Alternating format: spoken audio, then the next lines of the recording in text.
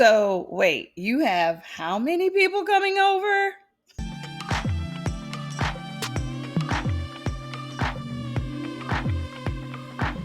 Hello, and welcome to the Mind of Sunnyvale. I am Wanda, aka Sunnyvale, and it is nice to meet you virtually. That is, I hope you're having a great day. I am doing well myself.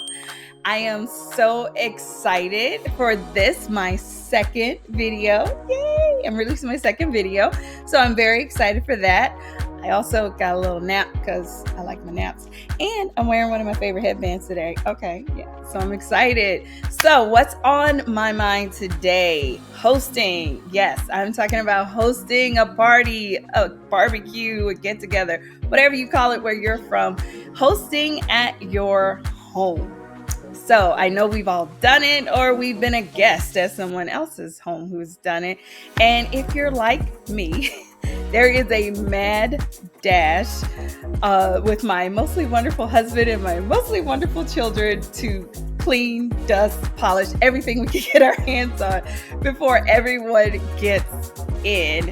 And yeah, totally, we live like this. Every day in our house looks like this all the time, even when you're not here to see it. Yeah, right. But then there's also preparing the food. And for me, I am always ambitious when it comes to my menus and the time I think something will take to prepare and the time it actually takes to prepare. My husband will often say, "Are you sure we're going to be able to do that? Or do you think maybe we could just pick something up, maybe?" And I'm like cooking and preparing until the doorbell rings with the first guest. So I can admit it. I can sometimes be a little ambitious, but I love to cook and I love to host. So why not give it a try? So this Labor Day is coming up and we are actually hosting a barbecue at our home for some family and some friends. And on top of that, my parents are coming to stay. They haven't been to visit us for about a year. So it's going to be nice to have them actually staying with us for a few days. But the problem is, while I'm preparing for the barbecue, I'm also hosting guests. And my children, this is our back to school week. So that means getting the supplies and signing the forms and making sure everyone's back on schedule, waking up, catching the bus or what have you. If you need tips on that, watch my first video about winning back to school, how you can win the school year.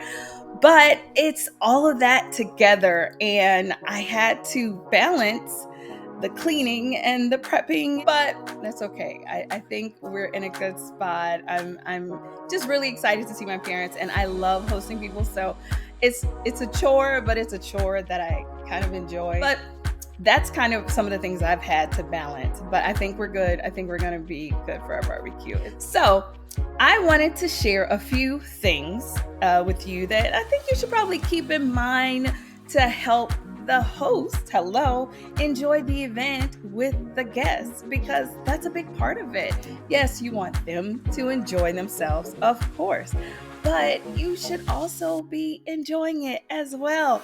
So the first thing I would like to say is everyone wishes that something in their house was cleaner or that they can upgrade it before guests arrive. I don't know anyone who doesn't feel that way. So it is okay. You are not alone. It's okay. You live where you live and you make the best of whatever you have. And I say be happy with it, because if you love where you live, great. If you don't, make updates or make changes, even little things like changing a paint color, changing some furniture, buying a new chair or a table, whatever. Little things like that can make you love your space more. So don't worry, you're not alone. Everyone has something they don't like about their house. So, Number 2, people are not just coming for the food. Yes, I know your special macaroni and cheese and your steaks are known in the Tri-County area. Yeah, they're wonderful and amazing. Everybody loves them. You got the blue ribbon. But people are coming to enjoy time together. They want to see you. They want to see your family, or they want to see friends. So remember that part of it, yes, the food is important, but part of it is just getting together. So who cares if you don't make your macaroni? Buy it from the store or order out, even whatever it takes. But you don't have to prepare that special something just because you're having people over if it doesn't work out in your schedule, and they will understand. So the next thing I would like to share that helps me when it comes to events is use your whole family. Get everybody involved.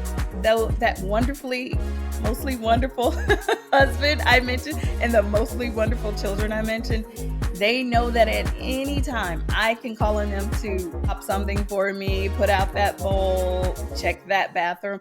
We all do it together. So I'm not doing it by myself because there's no way I could do it by myself. It's just too much for one person.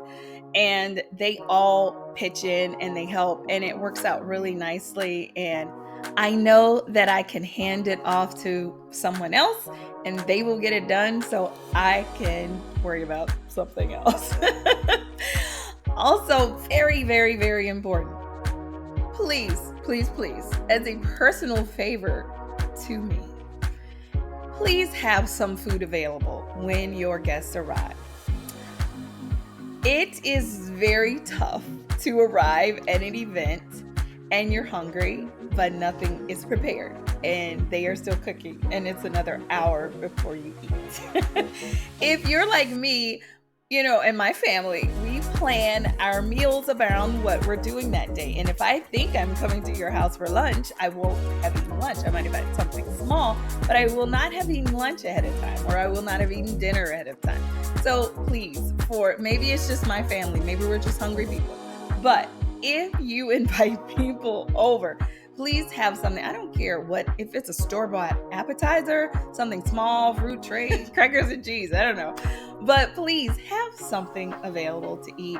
And also I would say drink. I didn't say that initially, but eat and drink so that when they get there, they're not waiting for you to prepare everything.